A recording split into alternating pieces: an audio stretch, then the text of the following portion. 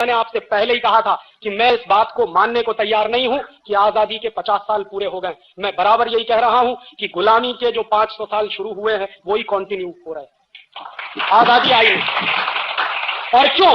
उसके गंभीर कारण हैं और उन गंभीर कारणों को मैं आपसे शेयर करना चाहता हूं। जब इस देश को आजादी मिल रही थी, इस देश के साथ बहुत बड़ा धोखा हुआ है और इस देश के साथ बहुत बड़ी गद्दारी हुई।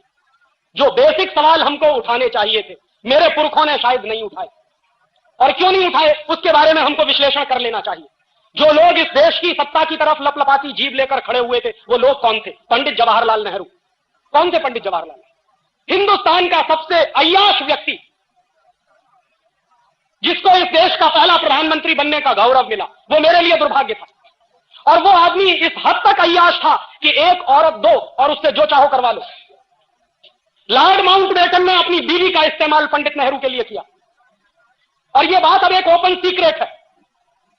10 किताबें आपको मिल जाएंगी, जिनको आप पढ़ें तो आपको पता चल जाएगा कि पंडित नेहरू किस किस्म का व्यक्ति था। और पंडित नेहरू के बारे में ब्रिटिश पार्लियामेंट में जब डिबेट चलता था, तो वो डिबेट क्या होता था उसको समझिए। एक बार एक विलियम विल्बरफोर्स नाम का एमपी था, उसने पंडित नेहरू के बारे में स्टेटमेंट किया अपने पार्लियामेंट में, इंग्लैंड पार्लियामेंट। उसने कहा कि पंडित नेहरू शरीर से देखने में हिंदुस्तानी है, लेकिन दिमाग से 100% खरा अंग्रेज है, इसलिए इसके हाथ में सत्ता दो, बिल्कुल सुरक्षित है। और उसने वो भी माना। ऐसे आदमी के हाथ में सत्ता दी गई और वो सत्ता देने का नाटक चला, और उस आदमी के हाथ में सत्ता देने के लिए ट्रांसफर ऑफ पावर के बहुत सारे एग्रीमेंट हुए। उनमें 2-3 एग्रीमेंट महत्वपूर्ण है जो समझने चाहिए। हिंदुस्तान में 1947 तक अंग्रेजों की 127 कंपनियां काम कर रही थी। लॉर्ड माउंटबेटन को चिंता यह थी कि अगर हिंदुस्तानी आजाद होने के बाद सारी अंग्रेजी कंपनियों को हिंदुस्तान से भगा देंगे तो ये जो लूट हो रही है, ये जो संपत्ति मिल रही है, ये जो पैसा आ रहा है, ये बंद हो जाएगा। तो पंडित नेहरू के साथ लॉर्ड माउंटबेटन की चर्चा हुई और पंडित नेहरू ने कहा कि आप चिंता मत करिए, हम अंग्रेजों की एक कंपनी को भगाएंगे, ईस्ट इंडिया कंपनी, बाकी 126 कंपनियों को हिंदुस्तान में रख लेंगे। ईस्ट इंडिया कंपनी को भगाना इसलिए जरूरी है क्योंकि सारे देश में ईस्ट इंडिया कंपनी के खिलाफ माहौल बना हुआ है, इसलिए सिर्फ ईस्ट इंडिया कंपनी को विदा कर दो, बाकी जो अंग्रेजी कंपनियां हैं उनको इसी देश में हम रख लेंगे। और उनमें से 1-2 नाम मैं आपको गिना दूं जिनको पंडित नेहरू ने जाने नहीं दिया। ब्रुक बॉन्ड इंडिया लिमिटेड, ये अंग्रेजों की कंपनी, आज की नहीं, सन 1890 की। लिप्टन इंडिया लिमिटेड, ये अंग्रेजों की कंपनी, आज की नहीं है, सन 1892 की, आज से 100 साल 150 साल पहले की कंपनी। और ऐसी 126 कंपनियों को पंडित नेहरू ने बाकायदा ट्रांसफर ऑफ पावर के एग्रीमेंट करके अंग्रेजों की कंपनियों को रखा। तो आजादी का मतलब क्या था? ईस्ट इंडिया कंपनी को भगा देंगे और बाकी अंग्रेजी कंपनियां जो इस देश को लूट रही हैं उसको नहीं भगाएंगे। और इतना ही नहीं, उसके बाद दूसरी बात जो हुई वो उससे भी ज्यादा खतरनाक मैं मानता हूं। 1946 में इंग्लैंड की पार्लियामेंट में इंडियाज इंडिपेंडेंस एक्ट पारित हुआ, आजादी का कानून, भारत की आजादी का कानून। और मेरे जैसे नौजवान से अगर पूछा जाए तो हिंदुस्तान को ब्रिटेन के पार्लियामेंट से कानून पारित करने के बाद आजादी दी गई है, हमने आजादी ली नहीं। क्योंकि यह तो मैं बहुत बेचारगी की स्थिति मानता हूं कि कोई हमको कानून पारित करके आजाद करे। और पार्लियामेंट के नियम होते, अगर मान लीजिए आज पार्लियामेंट ने एक कानून पारित किया और उस कानून के पारित होने के बाद हमको आजाद किया, कल को अगर वो पार्लियामेंट उस कानून को वापस ले ले तो हमारी आजादी का होगा क्या? इसलिए यह सबसे गंभीर सवाल था कि 1946 में इंग्लैंड का पार्लियामेंट अगर इंडिया इंडिपेंडेंस एक्ट पारित करता है और उस एक्ट को पारित करने के आधार पर इस देश में कुछ लोगों का चुनाव होता है, जिनकी संविधान सभा बनाई जाती है, और उस संविधान सभा के आधार पर कॉन्स्टिट्यूशन का निर्माण होता है। और कॉन्स्टिट्यूशन भी क्या बना है? 1935 में अंग्रेजों ने गवर्नमेंट ऑफ इंडिया रूल पारित किया इस देश पर शासन करने के। और 1935 का जो गवर्नमेंट ऑफ इंडिया रूल था वो हिंदुस्तान को उन्होंने अगले 1000 साल तक गुलाम बनाए रखने के लिए पारित किया। उस गवर्नमेंट ऑफ इंडिया रूल को आजादी के बाद हिंदुस्तान के संविधान का आधार बनाया गया। ये बहुत ही दुर्भाग्यपूर्ण था। दुनिया में कोई भी देश जब आजाद होता है तो पुरानी व्यवस्थाओं को बनाकर नहीं रखता, उठा के फेंक देता। फ्रांस भी अंग्रेजों का गुलाम रहा और फ्रांस ने 1790 में जब वहां क्रांति हुई और फ्रांस की आजादी आई तो फ्रांस ने अंग्रेजों का बनाया हुआ संविधान, फ्रांसीसी लोगों ने अंग्रेजों के बनाए हुए कानून सब उठा के फेंक दिए, तब फ्रांस आजाद हुआ। अमेरिका भी गुलाम रहा यूरोप के लोगों का, और जब अमेरिका में आजादी आई, अमेरिका अपने सिविल वॉर से बाहर निकला और अमेरिका जब आजाद हुआ तो अमेरिका की आजादी के बाद भी वहां के लोगों ने अंग्रेजों के बनाए हुई जितनी व्यवस्था और कानून थे सब उठा के फेंके। तो मैंने मेरे देश के पुरखों से यह पूछने का सवाल है मेरा, और यह मेरा हक बनता है कि जिस 1935 के गवर्नमेंट ऑफ इंडिया रूल को अंग्रेजों ने इस देश पर शासन करने के लिए बनाया था, उसको हिंदुस्तान के लोगों ने फेंका क्यों नहीं उठा के? क्यों उसको हिंदुस्तान के संविधान का आधार बनाया? और जो संविधान अंग्रेजों के बनाए हुए कानून के आधार पर खड़ा हुआ है, वो संविधान इस देश का भला कर नहीं सकता, उस बात से मैं कन्विंस हूं। और आप देख लीजिए, 1935 का गवर्नमेंट ऑफ इंडिया रूल मैंने निकलवाया और 1935 के गवर्नमेंट ऑफ इंडिया रूल को एक बाजू में रखा और हिंदुस्तान के संविधान को दूसरे बाजू में रखा। फर्स्ट एक्ट के 95 जो आर्टिकल्स हैं, अनुच्छेद हैं, उनकी भाषा जैसी की तैसी है, कॉमा फुल स्टॉप भी नहीं बदला गया उसमें। माने जो कुछ अंग्रेजों ने तय कर दिया था, उसी को आजाद हिंदुस्तान के अय्याश प्रधानमंत्री ने हिंदुस्तान का संविधान मान लिया। ये आजादी कैसी आ सकती? और उससे भी ज्यादा तीसरा गंभीर सवाल मैं ये उठाता हूं कि जिन कानूनों को अंग्रेजों ने हिंदुस्तान को लूटने के लिए बनाया था, वो कानून आज भी क्यों चलते हैं? 1860 में इंडियन पुलिस एक्ट बनाया और 1860 का जो इंडियन पुलिस एक्ट बनाया अंग्रेजों ने, वो जानते हैं क्यों बनाया? क्योंकि 1857 में बगावत हो गई थी, सारे देश में विद्रोह हो गया था। अंग्रेजों को डर लगने लगा था कि अगर 1857 जैसी बगावत अगर फिर से रिपीट हो गई तो हिंदुस्तान को छोड़कर जाना पड़ेगा। तो उस बगावत को दबाने के लिए अंग्रेजों ने पुलिस की स्थापना की और उस पुलिस को विशेष अधिकार दिए। उनमें से एक महत्वपूर्ण अधिकार था कि पुलिस वाले को डंडा पकड़ा दिया हाथ में, वो आज भी लेके घूमता।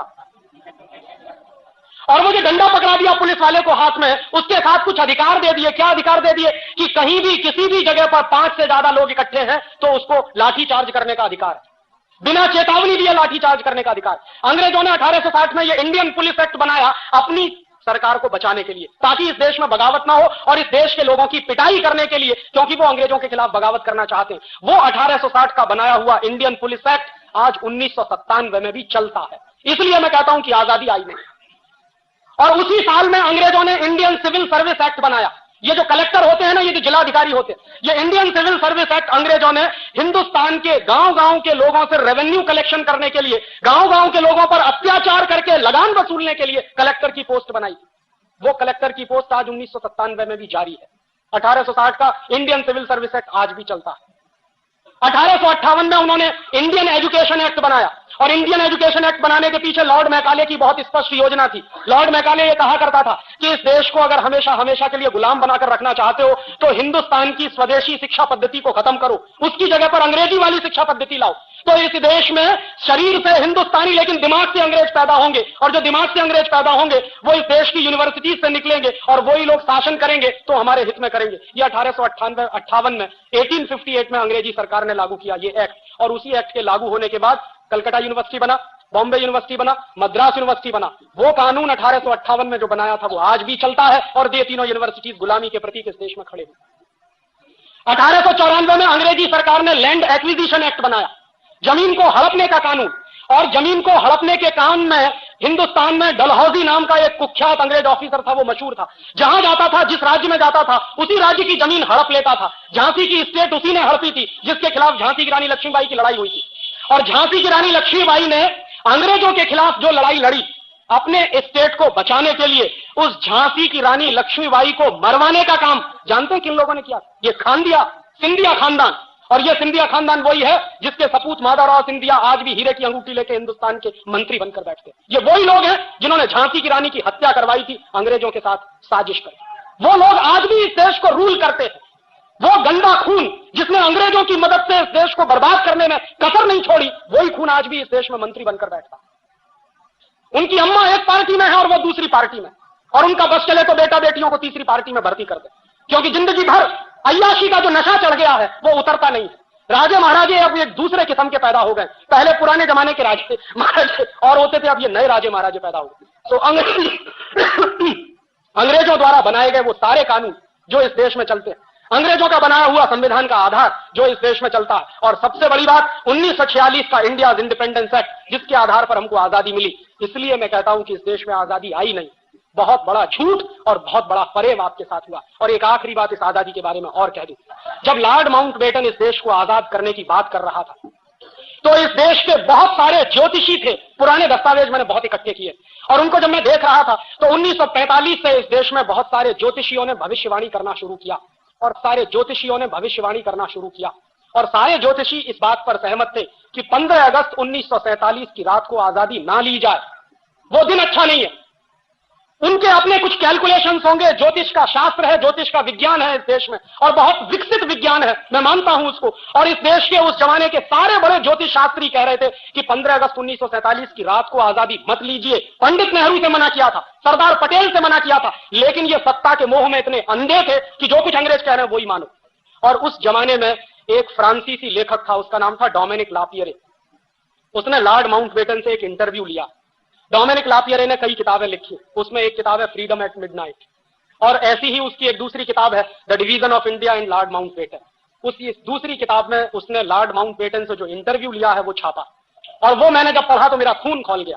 डोमिनिक लापियरे ने सवाल किया लॉर्ड माउंटबेटन से कि आप हिंदुस्तान को 15 अगस्त 1947 की रात के 12 बजे आजाद क्यों करना चाहते हो? ये काम तो दिन में करने के, आजादी लेने और देने के काम तो दिन में होते हैं, रात के 12 बजे तो दुनिया में सबसे ज्यादा कुकर्म होते हैं, आप ये क्यों करना चाहते हो? तो लॉर्ड माउंटबेटन का जवाब जानते हैं क्या था? लॉर्ड माउंटबेटन ने जवाब दिया है उस इंटरव्यू में कि मैंने जानबूझकर 15 अगस्त 1947 की रात को 12 बजे इस देश को आजाद करने का फैसला किया। क्यों? क्योंकि मैंने सारे ज्योतिषियों से पता किया है कि 15 अगस्त 1947 का दिन इस देश के लिए बहुत ही दुर्भाग्य का दिन है, और अगर उस दिन इस देश को आजाद किया जाए तो ये देश एक रह नहीं सकता, ये बटेगा, खंड खंड बटेगा। देश को आजाद किया जाए तो ये देश एक रह नहीं सकता, ये बटेगा, खंड खंड बटेगा। तो इसलिए मैंने इस देश को 15 अगस्त 1947 की रात को ही 12 बजे आजाद करने का फैसला किया है, क्योंकि सारे बड़े ज्योतिषी ये कह रहे हैं कि ये देश खंड खंड टूटेगा, एक नहीं रहेगा अगर इस दिन इस देश को आजादी मिले। एक बात, और दूसरी बात उससे भी ज्यादा महत्वपूर्ण उसने कही, उसने कहा कि 15 अगस्त 1945 अंग्रेजों के लिए विश्व विजय का दिवस है। क्यों? क्योंकि 15 अगस्त 1945 को जापान की आर्मी ने अंग्रेजों के सामने सरेंडर किया था।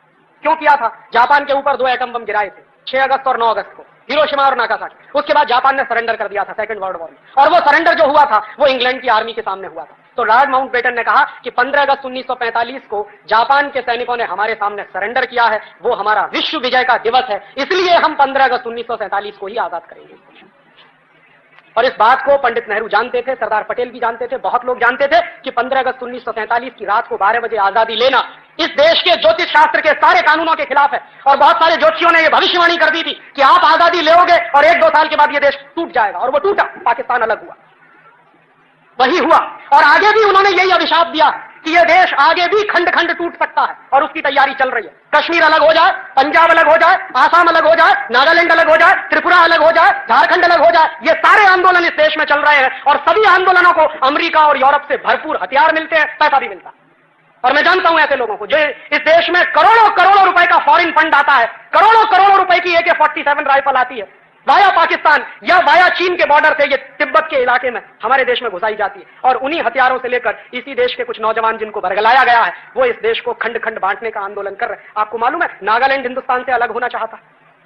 आप नागालैंड में जाइए, वो इस देश का पहला ऐसा प्रदेश है जिसने घोषित किया है कि हमारी राज्य भाषा अंग्रेजी है। भारत के संविधान में कहीं नहीं, ये नागालैंड में चलता है। और नागालैंड में मैं गया पिछले साल, तो पिछले साल जब मैं दीमापुर जा रहा था, कोहिमा से दीमापुर, तो रास्ते में मुझको रोक दिया, और रोकने के बाद पुलिस वाले ने कहा कि आपके पास वीजा है? तो मेरे अंदर से पहले कपकपी सी छूटी, मैंने कहा वीजा मांग रहे हो? मेरे ही अपने देश के एक गांव में जाने के लिए वीजा? के हाँ, आपको वो सारे परिपत्र चाहिए, नहीं तो हम आपको जाने नहीं देंगे। तो बॉर्डर पे दूसरा आदमी खड़ा था, उसने कहा कि आप हिंदुस्तान से आया? मैंने कहा आप हिंदुस्तान का नहीं है? कि हम हिंदुस्तान का नहीं है, हम हिंदुस्तान से अलग होना मांगता। ये बात नागालैंड में घुसी हुई है, और आप नागालैंड जाइए, आपको अंदाजा नहीं लगेगा कि क्रिश्चियन मिशनरीज ने कितने बड़े लेवल पे पैसा बांट बांट कर वहां के लोगों का धर्म परिवर्तन करा के, सिर्फ धर्म ही परिवर्तन नहीं कराया, उनको हिंदुस्तान से अलग करना है, यहां तक मानसिकता बना दी। और कल को आपको यह आश्चर्य नहीं होना चाहिए कि अलग नागालैंड की मांग करने वाले कुछ लोग वहां खड़े हो जाएंगे। तो हिंदुस्तान के ऐसे दसियों प्रदेश हैं जिनको अलग अलग हिंदुस्तान से बांटना है, और इसकी पूरी प्लानिंग अमेरिका में CIA के लोग बैठकर बनाते हैं, क्योंकि बिल क्लिंटन इस बात को कह चुके हैं, उनके पहले रोनाल्ड रीगन भी कह चुके थे कि हिंदुस्तान और चीन हमारी हिट लिस्ट में नंबर 1 है। सोवियत संघ को तो हमने तोड़ दिया जैसे तोड़ना था, अब तोड़ने के लिए 2 ही देश हमारे सामने हैं, या तो चीन है या भारतवर्ष। तो भारतवर्ष को तोड़ना है, उसके तरीके वो जानते हैं, चीन को कैसे तोड़ना है उसके तरीके वो इस्तेमाल करने की कोशिश कर रहे हैं। ये अभिशाप आज का नहीं है, ये 1947 का। इसलिए मैं कहता हूं आजादी झूठी, इस आजादी का कोई मतलब नहीं।